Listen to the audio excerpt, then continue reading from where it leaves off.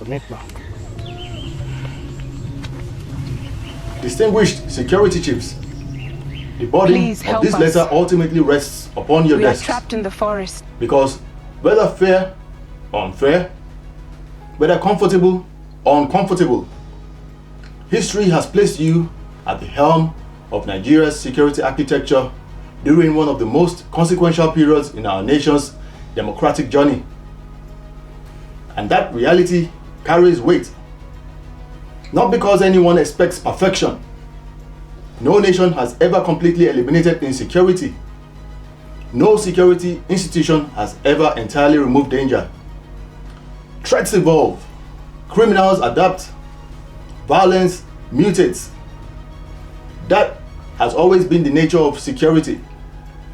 The challenge, therefore, is not whether threats exist. Threats will always exist.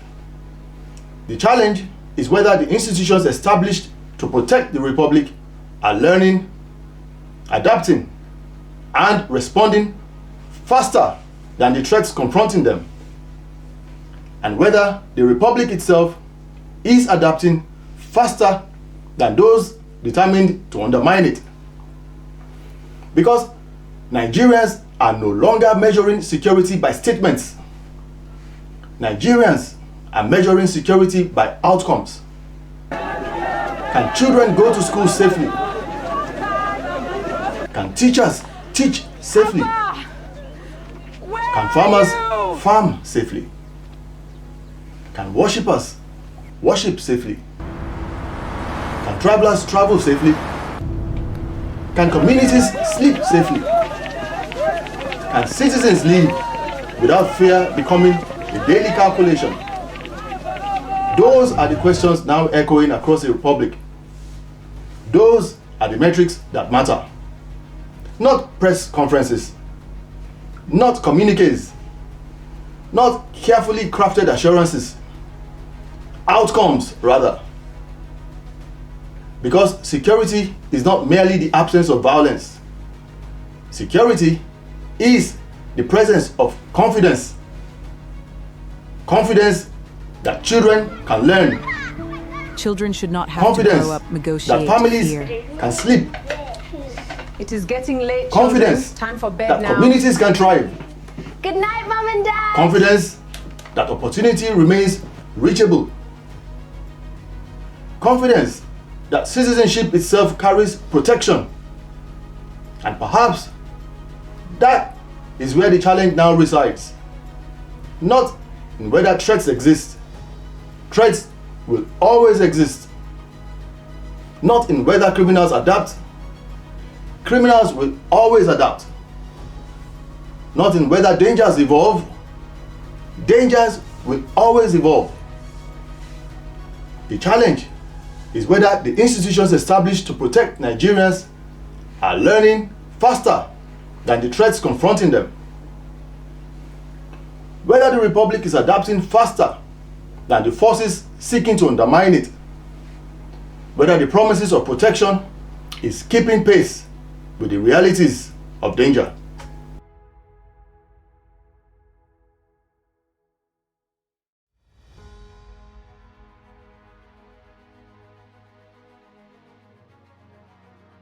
But before we speak of warnings, we must first remember those who never returned from confronting them. Every operational briefing, every security communique, every report announcing another operation has carried a cost, measured not merely in equipment or logistics, but in human lives. Officers, soldiers, sailors, airmen who answered the Republic's call, knowing they might never return home. Colonel Muhammad Abu Ali, Brigadier General Zama Zakuzu, Brigadier General Musa Uba, Brigadier General Hosseini Omo Brahima, alongside countless other officers and servicemen whose names never reached newspaper headlines. And yet, whose sacrifice became woven into the Republic's continuing struggle for peace. They did not merely defend military formations, they defended the constitutional promise that every Nigerian deserves protection. Their sacrifice deserves remembrance, their courage deserves honor, and their legacy deserves results.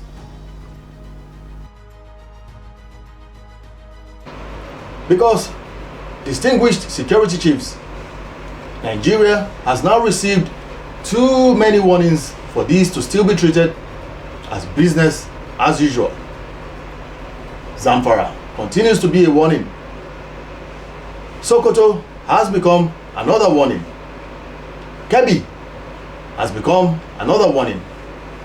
Katsina, Yobe, and Borno were warnings long before many chose to recognize them. And what about the late Major General Idris Alkali, whose tragic death also left difficult questions in the national conscience? What about the Southern Kaduna massacres? Do not! Chibok was a warning. Dapchi was a warning. Le Sharibu continues to be a warning that never truly left the national conscience. Kankara was a warning. Jangebe was a warning. Tegina was a warning. Deborah Samuel was a warning. Owo was a warning. Benue was a warning.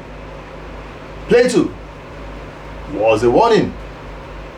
The Oyo matter is still raging hot, and thanks to the intelligence of our gallant troops and servicemen and women whose combined efforts has seen to the rescue of the abducted pupils and teachers very recently, we thank you all for your gallantry. Now, the tragedy is not merely that Nigeria keeps receiving these warnings. The tragedy is that the warnings keep sounding all too familiar. How many national security warnings must a nation endure before insecurity stops being treated as an incident and starts being treated as the national emergency it has already become? Because every warning ignored eventually becomes a lesson. Every lesson ignored eventually becomes a crisis. And every crisis ignored long enough eventually becomes a condition. Nigeria cannot afford that outcome. The Republic cannot afford that outcome. The people cannot afford that outcome. History may not forgive that outcome.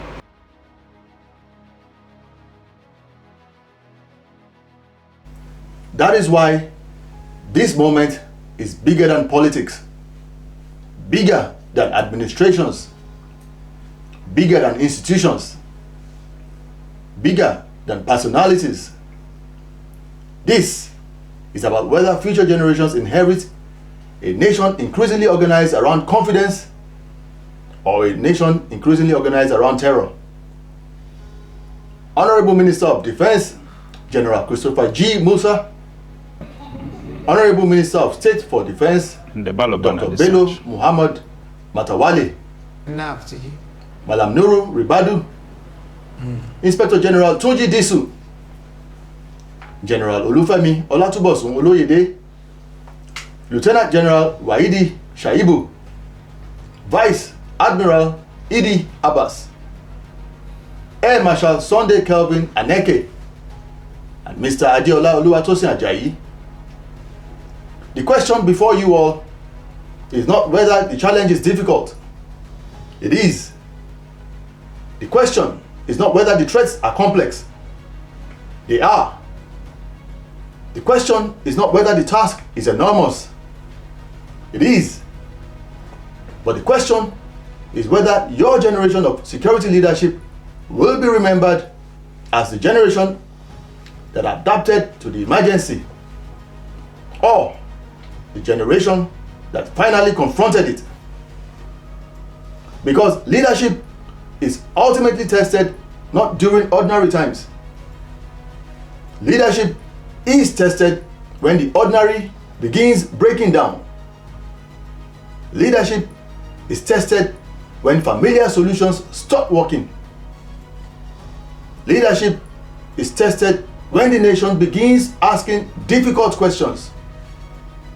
Leadership is tested when confidence begins eroding.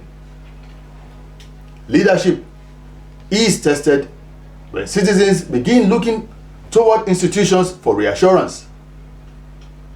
Now this is such a moment, and moments such as this eventually become chapters in history. And history remembers. History remembers those who inherited challenges. But history also remembers, even more clearly, what they did with them. And that is why this letter is not a condemnation. It is a challenge. A challenge to rise higher than routine. Distinguished security chiefs. Higher than procedure. Higher than institutional comfort. A challenge to restore confidence. A challenge to restore assurance. A challenge to restore visible faith in the Republic's promise of protection. Because confidence, once weakened, is difficult to rebuild. But confidence, once restored, can transform an entire nation. And perhaps that is the challenge history has now placed before you. Because every republic is ultimately remembered not only by the dangers it faced, but by whether its institutions rose to meet them.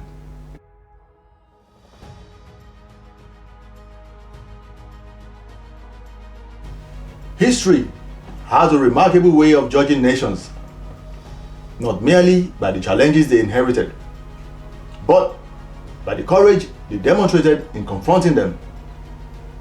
Every generation is eventually remembered for something. Some generations are remembered for building, others for rebuilding, some for defending, and others for surrendering. The question before this generation of leadership is simple. How will history remember you?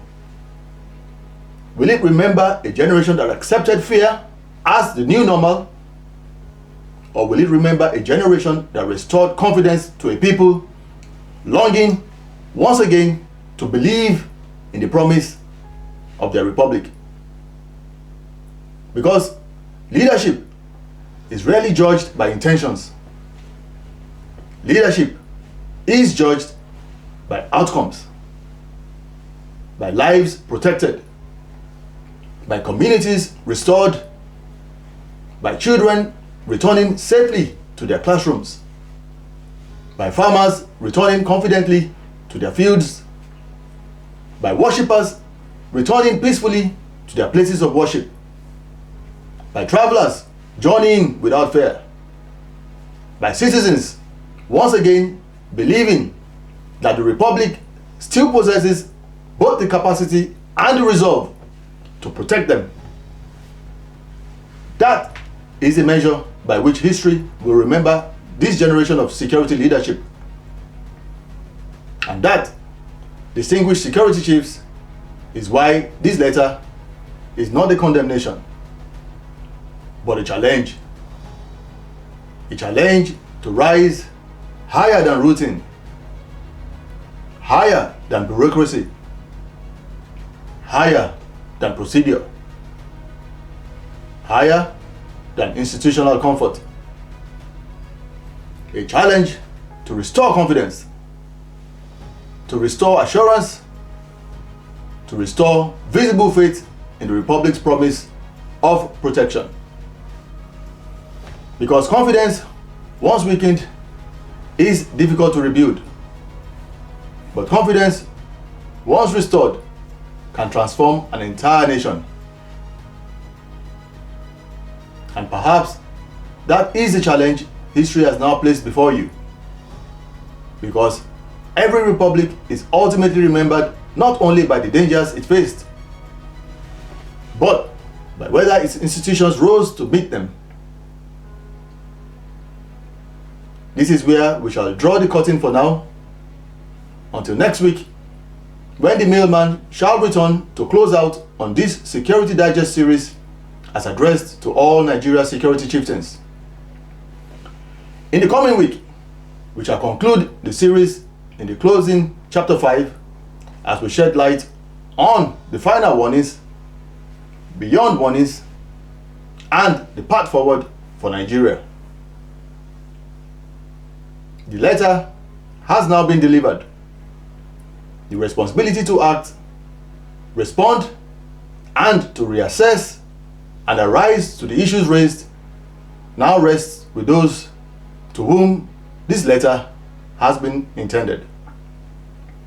This has been the mailman, signing off for the people. We look forward to seeing you again in the coming weeks as the mailman addresses entirely new recipients and as the mailman forays into other pressing national issues requiring another letter. And please do not forget to help like, share, and turn on your bell notifications, even as you are all enjoined to keep subscribing to the mailman. Stay blessed, stay desperately safe, and stay tuned in. Goodbye now.